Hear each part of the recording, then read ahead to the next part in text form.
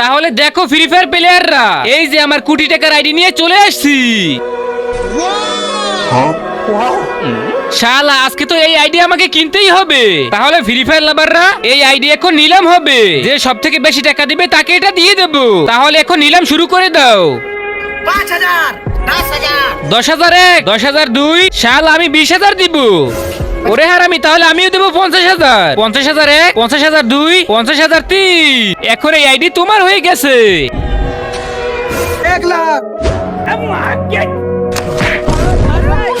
আরে স্যার, আমি তো আপনার জন্যই বসে আছি। শালা আমি 2 লাখ দিব। আমি 4 লাখ। আমি 8 লাখ দিব।